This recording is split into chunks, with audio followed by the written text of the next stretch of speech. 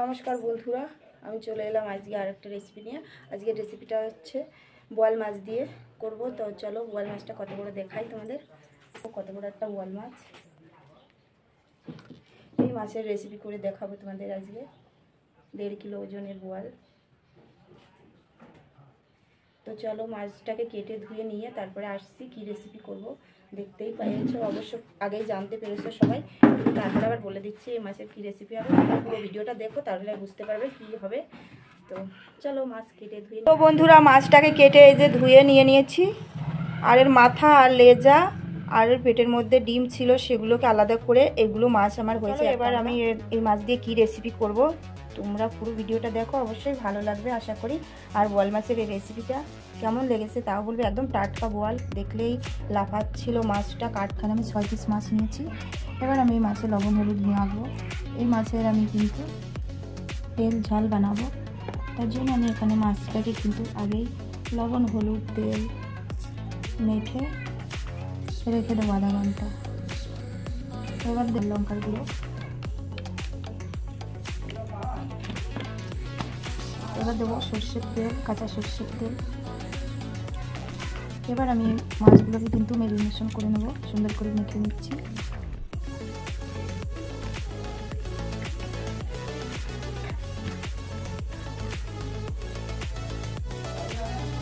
একদম টাটকা মাছ বন্ধুরা। মাছটাকে কিন্তু লবণ হলুদে মশলা মেখে রেখে দিলে ভালো হয় ফ্রিজে, কিন্তু আমি ফ্রিজে রাখবো না, এখন বাইরেই রেখে দেবো। বাকি মশলাটা আমি রেডি করে নিই। একটা কড়াই বসিয়ে দিয়েছি গ্যাসে।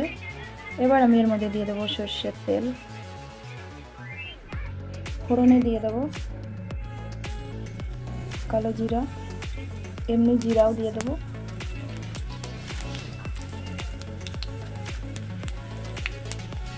তেজপাতা। লাল লাল হয়ে গেছে।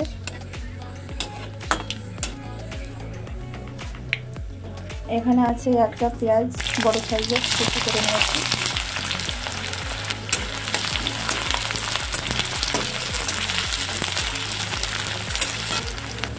পেঁয়াজের কিন্তু রংটা চেঞ্জ হয়ে গেছে, দেখো বন্ধুরা। এবার আমি এর মধ্যে এই চামচের 1 চামচ দিয়ে দিলাম রসুন বাটা, 1 চামচ আদা বাটা। সুন্দর করে কষিয়ে নেব। এখানে নিয়ে নিয়েছি একটা বাটি, তার মধ্যে দিয়ে দেবো লঙ্কার গুঁড়ো কালারের জন্য। তারপরে দিয়ে দেবো হলুদ গুঁড়ো, তারপরে দিয়ে দেবো ধনে পাউডার, লবণ পরিমাণ মতো, 1 চামচ মতো জিরের গুঁড়ো, একটা ঘোল বানিয়ে নিলাম।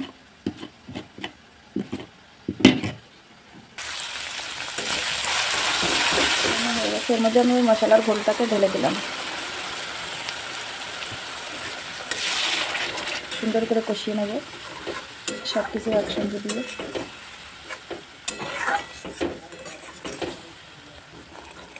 মশলাটা কিন্তু কষানো হয়ে তেল বেরিয়ে এসছে, দেখো মশলা থেকে।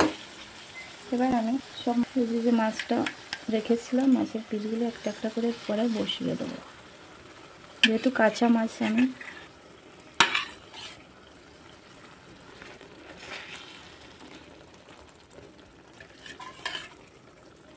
মাছের মধ্যে কিন্তু তেল লবণ হলুদ সব কিছু কিন্তু সুন্দরভাবে ঢুকে গেছে, কারণ আধা ঘন্টা থেকে বেশিক্ষণ আমি রেখে দিয়েছিলাম। মশলা তৈরি করতে করতে আধা ঘন্টা হয়ে গেছে। এবার আমি এই প্লেটটা ধুয়ে জলটুকু অ্যাড করে দেবো এর মধ্যে।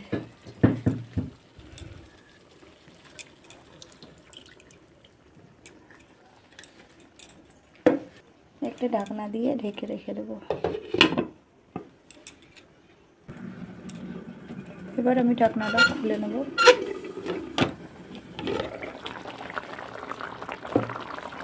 মাছগুলোকে একটু উল্টিয়ে দেবো।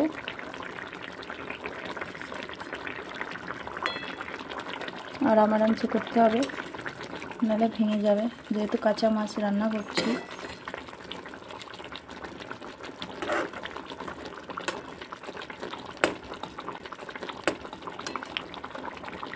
বোয়াল মাছটা আমি কিন্তু ভাজতে চাই না বেশি, কারণ ভাজতে গেলে না ফাটে খুব বোয়াল মাছ, সেই জন্য ভেজে রান্নাটা একটু কম করতে চাই, কারণ খুব ফাটে এই মাছগুলো।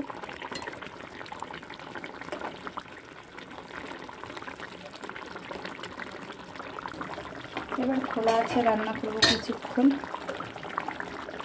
কয়েকটা কাঁচা লঙ্কা ছড়িয়ে দেবো, ঝালটা একটু কম হলে দিয়ে খেয়ে নেওয়া যাবে। তো বন্ধুরা, রান্নাটা হয়ে গেছে, আমি গ্যাসটা অফ করে দিলাম।